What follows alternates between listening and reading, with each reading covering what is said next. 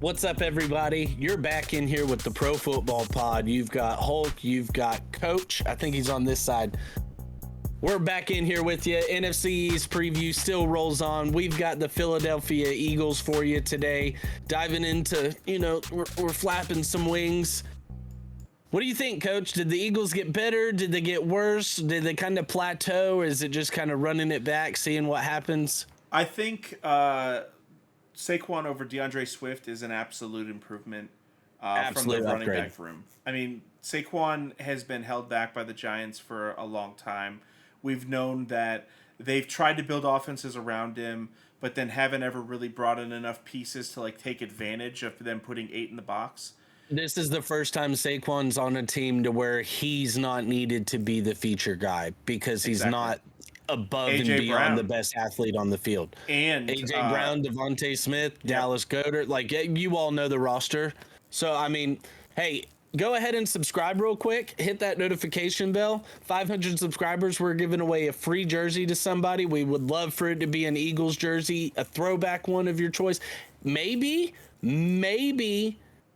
an old school Tony Danza jersey from the garbage picking, field goal kicking Philadelphia phenomenon. Actually, Eagles fans, if you are here with us and you're watching this video, I need you to comment below and tell me how you feel about that movie. Do you love it as an Eagles fan? How, Dolphins just love Ace Ventura? Is that for you? Or do you despise it because it's just absolutely insane and nobody's just going to get a garbage man off the street to come kick footballs for him in the NFL? I love that movie. I feel like if there was a jersey that I would get as an Eagles fan, he rocked the 00. The 00. Like, nobody can wear the 00. I feel like it'd have to be Big Dick Nick.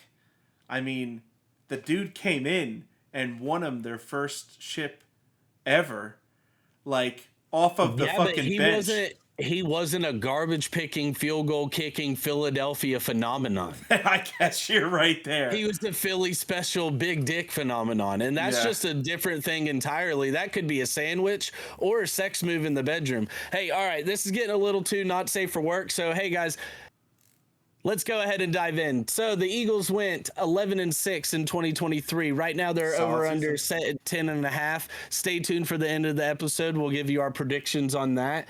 Mentioned they added Saquon. They also kind of did a little trade with the Jets. They lost Hassan Reddick, but they brought in Bryce Huff. Bryce Huff is a young up-and-coming pass rusher. Solid game. A solid replacement for Hassan Reddick. Not mad at it. CJ Gardner-Johnson coming back. Love that for him. Their DB core absolutely needed it. Devin White, linebacker from Tampa Bay. Love that. Brought in Paris Campbell, hoping, some depth and maybe a little resurgence with his athleticism. I do want to get into something, though, after I mention their draft picks.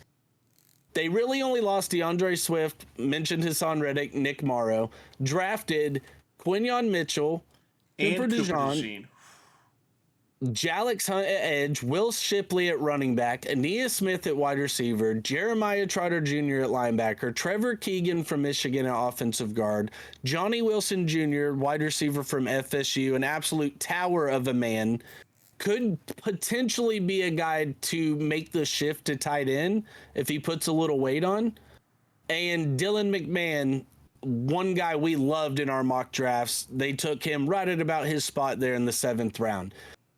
I just want to say, Eagles fans, I'm not saying I hate you, but I got told by nothing but Eagles fans that you guys were not drafting defensive backs because your defensive back room was absolutely fine.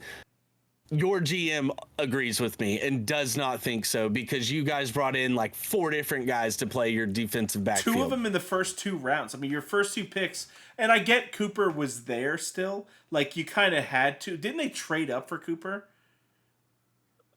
They traded up into the early 2nd for him, right? Or did they already have an early 2nd?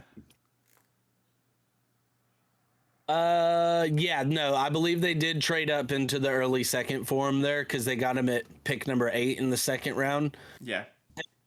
And for me, that's fine because with Cooper giving you that, is he a safety? Is he a corner? Is he a slot corner? He's versatile. You need DB help. get the best DBs on the board, and they got my top two.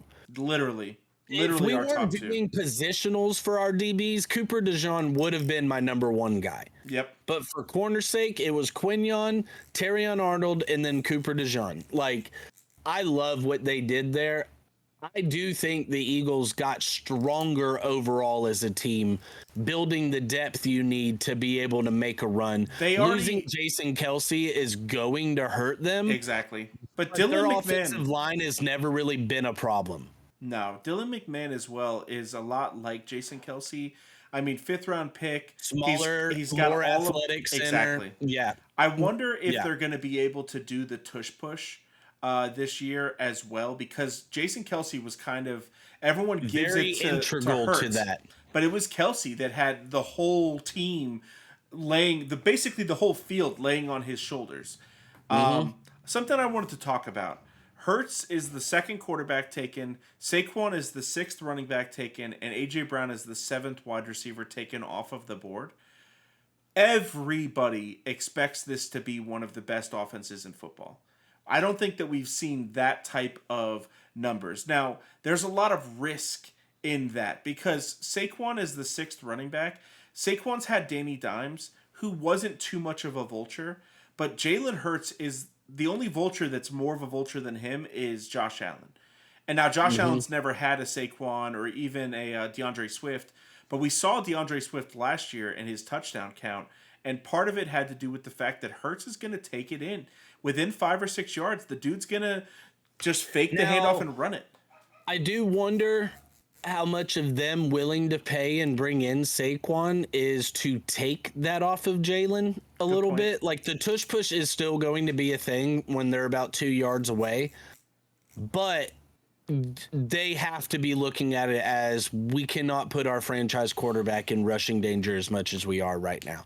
But I am with you. They're one of the few teams where you cannot draft their entire team. No. Like, a lot of teams are spread out enough to where if you wanted to, I could draft every Dolphins player if I committed to it. Like, and most teams in the league are that way. They're one of the few to where, like you said, all of those top 3 guys are going so close together within the first 2 rounds. 3, I mean, 26 for Hurts, but still. If it's a super flex, Hurts is going in the first. Oh, absolutely.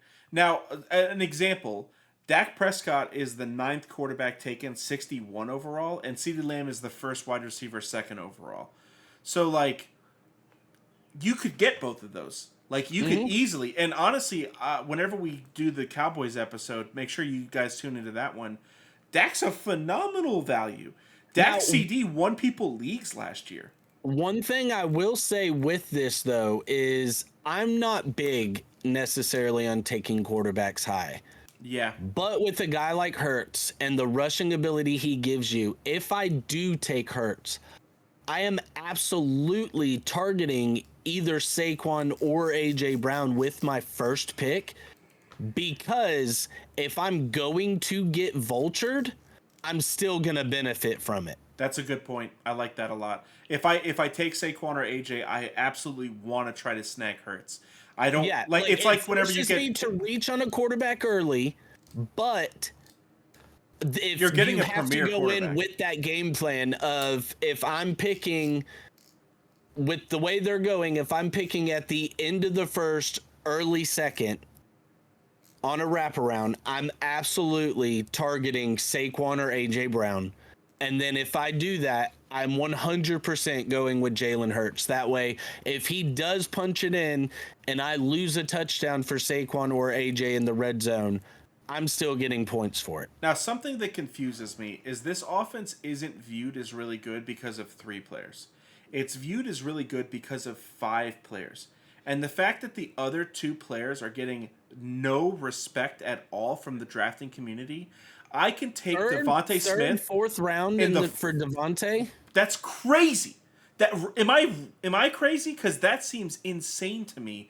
And for Dallas Goedert to be an 11th round pick and the 13th tight end off the board, I mean, I understand he had some injuries last year, and you might not get him every single week, but when he's out there, the guy's getting 6 targets a game. He's targeted more than everyone else that's not AJ Brown on this team. And I don't That's think the Saquon. thing, though, is Davante missed a game, one game compared to AJ Brown. AJ Brown played all 17.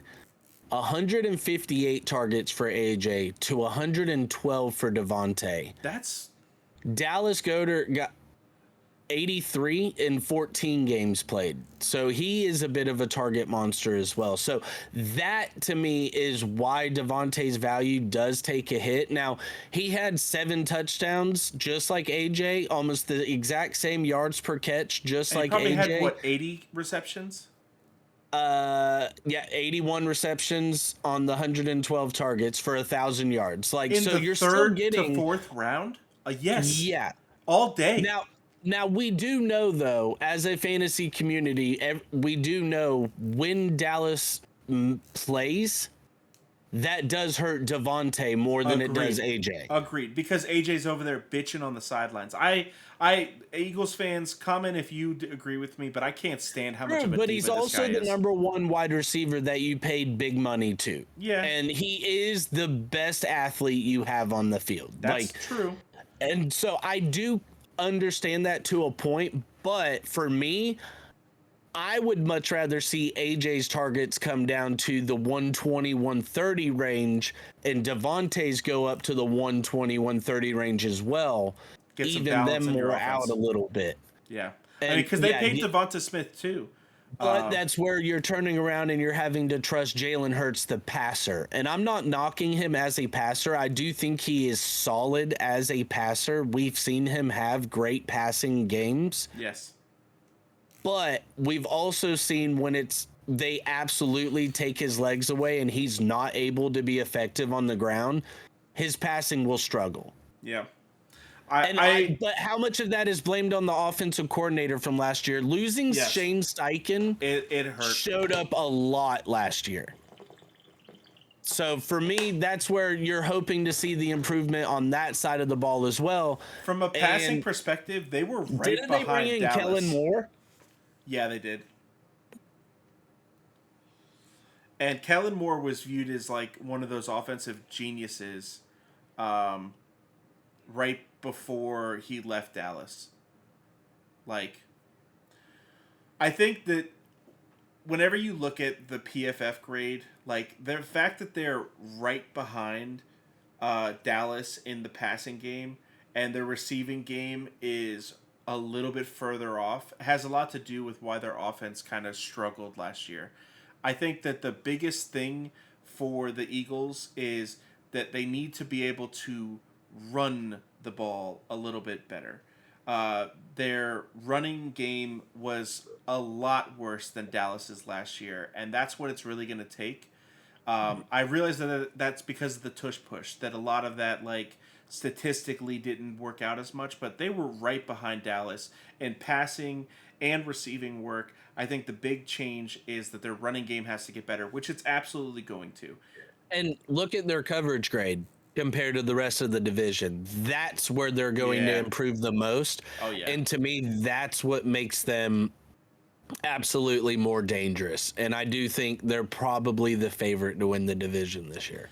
For me, if I can't get one of the top 6, maybe top 7 tight ends, then I'm waiting for Dallas Goedert. Like, I'll take him in the 10th round. I don't give a fuck.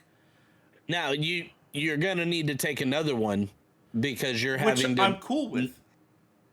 I'm cool with that too. I mean, there's guys like Ferguson going in the 9th round. I'll take Ferguson and Goddard in the 9th, 10th round. And like my first 8 picks are all wide receivers, running backs, maybe one quarterback, and then Ferguson, Goddard, and I'm solid. Now I can just draft for depth for the rest of the draft. I think that that's a phenomenal strategy. Yeah, I mean, Dallas Goedert, he hasn't played a full 17-game season yet. But that means that whenever most seasons you're getting 14 to 15 games. So, I mean, you need 3 to 4 games of insurance. Like, am I going to take Mark Andrews and then draft Dallas Goedert? Fuck no. If I draft Mark Andrews, I'm not taking another tight end. I'm riding or dying by the fact that I took one of the top 3 or 4 picks. But if I don't have to spend that type of draft capital, I'm totally okay with a guy that gives me, even if he only gave me 8 or 10 games, I know how much production he's going to get in those games, that except for the game that he gets hurt, every one of those games, he's going to be a top 10 tight end. Easily. So that's what I'm okay with. Injuries are hard to predict, and they do happen all the time, and sometimes it'll screw you out of a win. But as long as you get enough production out of your players when they're on the field, and he is absolutely statistically one of the best whenever he's on the field, I'm okay with that. I'll plan for that. That's part of like what the strategy is. So looking at it, with their over-under being set at 10.5 right now, they went 11-6 last year. I think they could win 12 games. If I'm being real, like I think this team got a lot better. We talked earlier, and they've got a very early bye. Like they play 4 games of the season, and then they've got a bye in week 5. The first bye. They're one of the first byes. I think that injuries can happen to every team. Their cornerback room got better, and they had already a decent cornerback room. They just all got hurt last year. That's why their coverage scores are so bad. I think that this team improved a lot, and it's not just Saquon. Honestly, a lot of it was their draft picks. Their draft was, as we were watching the draft, we were constantly just like, damn. I really kind of hoped that guy was still going to be there for maybe the Dolphins to take him. Like a Trevor Keegan later in the draft, and just in general, like some of the offensive linemen they added, the cornerbacks that they added, like they took so many very good players. We were decently high on Will Shipley as well, and he's not going to touch the field necessarily, but if Saquon has an injury, like they do have some sort of. I like his game a lot. He's got a good versatile game to him, and I'm with you. I like the over on them. I think 12 is a possibility. The last 5 weeks of the season, they have Carolina, Pittsburgh, Washington, Dallas, and the Giants. Carolina, Washington. So as far as making a playoff run and, getting your feet under you and, just really gaining momentum, I love the way that schedule lays out there for them, because even having Dallas in week 17, week 18, they turn around and have the Giants. So hopefully that's a bounce back game for them. Now, ending the season with 3 straight divisional games, that is tough. Yeah. Because your divisional games are always going to be some of your tougher games that you're going to play. So that is tough for them. But yeah, I like the over for the Eagles as well. I think they, all in all, end up winning the division, and they probably should, because the weakest point of their team, their defensive back group, significantly got better this offseason. I mean, our favorite corner and our favorite safety, easily. And Cooper could play corner as well. I'm not calling Cooper as I will not call Cooper a safety until he starts a game at safety. I won't do it. Until then, he is going to be a white corner, the first one since Jason Sehorn, and I'm standing on that. Giants fans, if you agree with this, Giants fans, oh my God, I'm so sorry. I'm still stuck on the Giants. Look at me, guys. Eagles fans, if you're still here with us, and you're still all about the garbage picking, field goal kicking Philadelphia phenomenon, drop it down below in the comments. Hit us on that button right up there, the notification button. Subscribe for us. 500 subscribers, we're giving away a free jersey. We'd love to give that away for one of you guys. Tell your friends, tell your family. TulsiRoseTea.com is the sponsor. Peace out.